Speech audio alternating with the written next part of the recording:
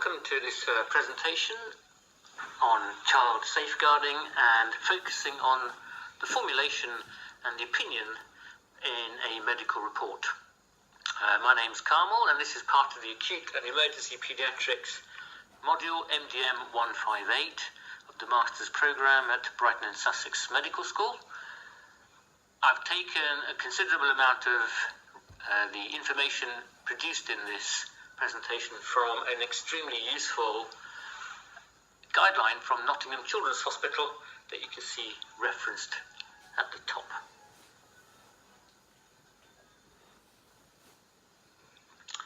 Let's start with the formulation, and this usually comes before the opinion and is a considered analysis made of all of the available information.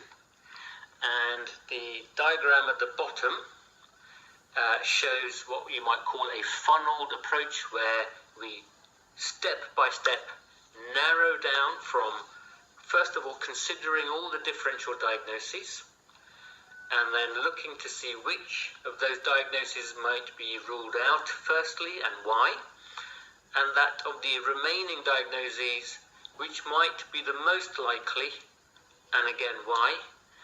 And with the most likely diagnosis, is this more than likely than not in terms of balance of probabilities? And whilst we're doing all this, the important aspect of not going beyond one's own expertise is vital.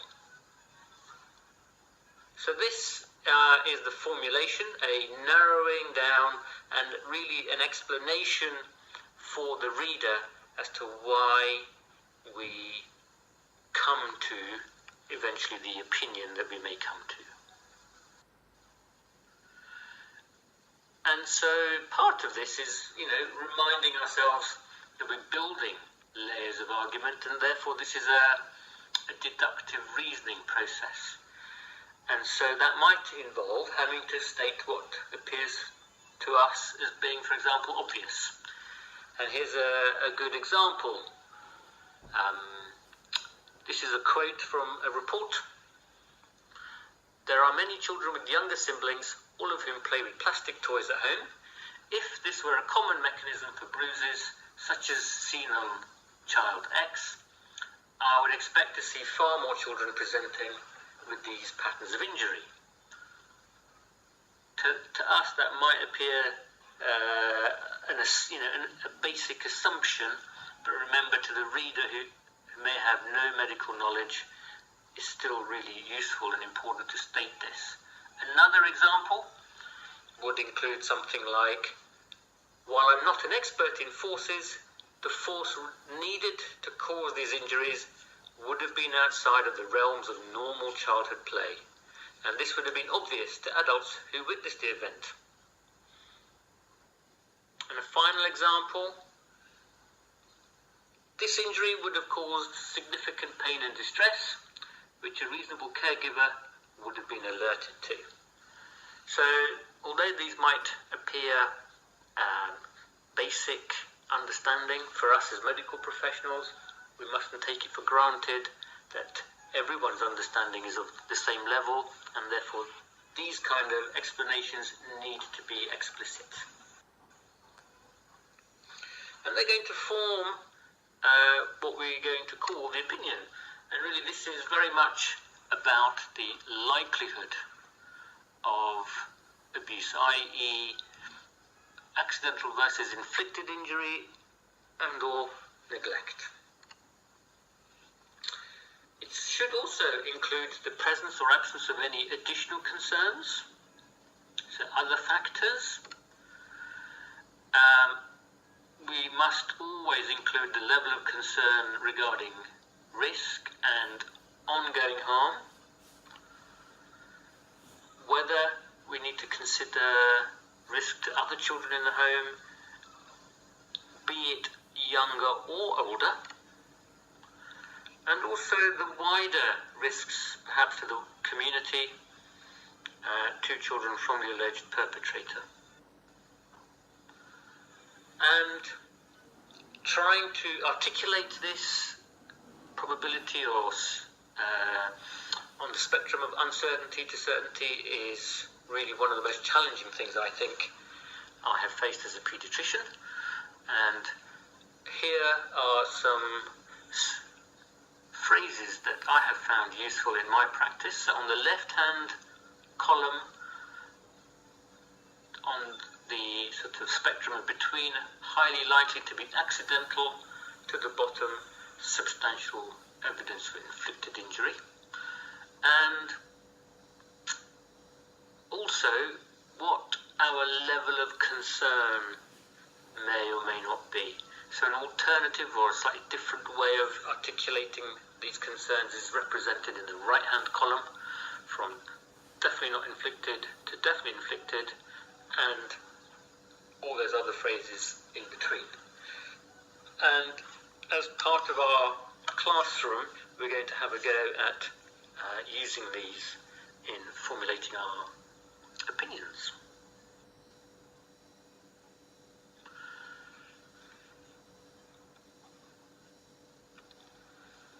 So here's an example of a formulation and opinion at the end of a report, and it reads as the range of diagnoses in this case is accidental injury, inflicted injury, and an underlying clotting disorder. I am excluding clotting disorders as the child has had a tonsillectomy without any post-operative bleeding problems and has not presented with bleeding or bruising before. There is no family history of bleeding problems. The child's platelet count and coagulation studies are within normal limits. On the balance of probabilities, I would consider inflicted injury to be more likely than accidental injury for the following reasons. There are multiple bruises in different locations. The bruises seen to the cheeks, outer ear, upper back and inner thigh are patterns that are recognized to be seen more commonly in inflicted injury. And here you can often reference evidence from the systematic reviews such as the one we've seen. And it's also extremely important to remain open-minded, to not stick only to the initial hypothesis that we have that this may or may not be inflicted or accidental, and I would strongly recommend the following type of ending to any medical report: that the above medical opinion has been given in the context of the information known at the time, as reflected in the report. It is important to consider the above medical opinion in the context of information known by other agencies. My report can be used to inform the ICPC, and this is the body that case conference information.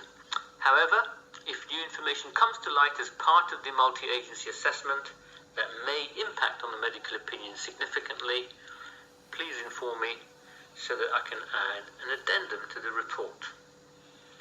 And in some places where they do peer review, an additional paragraph stating that peer review process occurs in the institution is what most places say. Some institutions will also add in that if the peer review process changes the opinion substantially, then an addendum may be provided.